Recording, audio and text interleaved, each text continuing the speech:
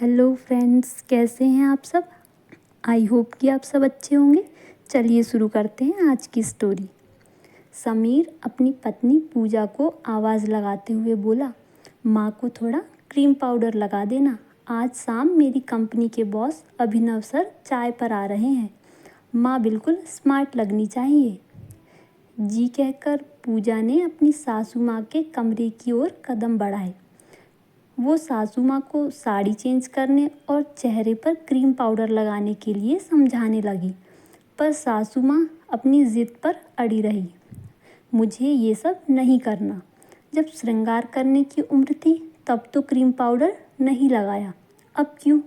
फिर माँ ने अपनी बात को और मजबूत बनाते हुए कहा, अगर समीर को माँ कहने में शर्म आती है तो मैं अपने कमरे से बाहर नहीं आऊँगी। जब मेहमान चले जाएं तब बुला लेना। पूजा को अपनी सासू माँ की आदतें अच्छे से पता थी। पिछले 10 साल में वो समझ चुकी थी कि उसकी सासू माँ नारियल जैसी है, ऊपर से सख्त पर अंदर से ममता का सागर। एक अनुशासन प्रिय शिक्षिका जो 30 सालों तक बच्चों को शिक्षित करती रही है।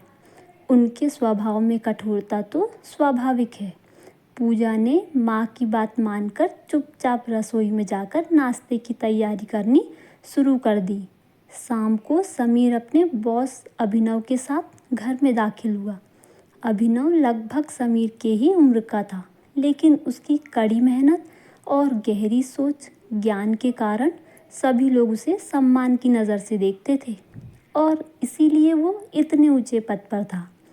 पूजा ने नाश्ते की टेबल तैयार कर दी, फिर समीर और अभिनव को बुलाया तो अभिनव ने इधर उधर देखते हुए पूछा, समीर आज माताजी कहाँ है?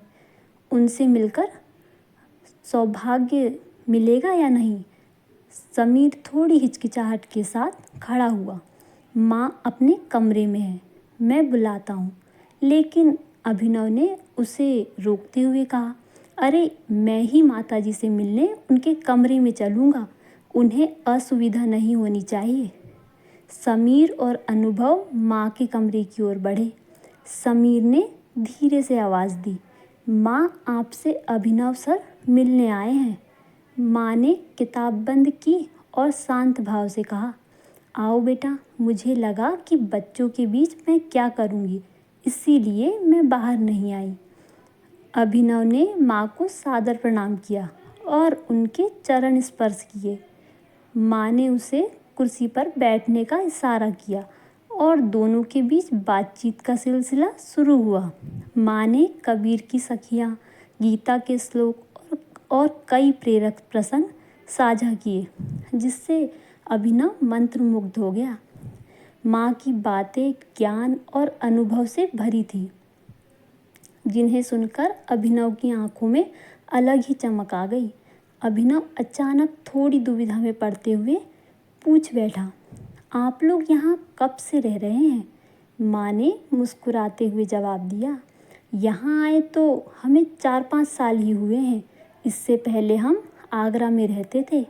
वहीं के एक सरकारी स्कूल में मैंने 25 साल तक पढ़ाया। अभिनव का चेहरा आश्चर्य से भर गया।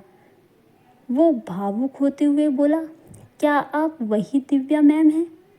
माँ चौंकते हुए बोली, तुम्हें मेरे नाम का कैसे पता? अभिनव ने अपने भावुक स्वर में कहा, मैम मैं उसी स्कूल में सीनियर क्लास में था। आपने मुझे पढ़ाया नहीं था, लेकिन आपकी ख्याति से हर कोई परिचित था। आप आज आपकी आवाज़, आपकी ऊर्जा और आपका वही आत्मविश्वास देखकर मुझे फिर से उसी पुराने स्कूल के दिनों की याद आ गई। माँ के चेहरे पर आत्मविश्वास और गौरव की चमक लौट आई। अभिनव ने सम्मान के साथ कहा, मैम के ज्ञान की लौ से आज भी उनके चेहरे पर अनोखा नूर है।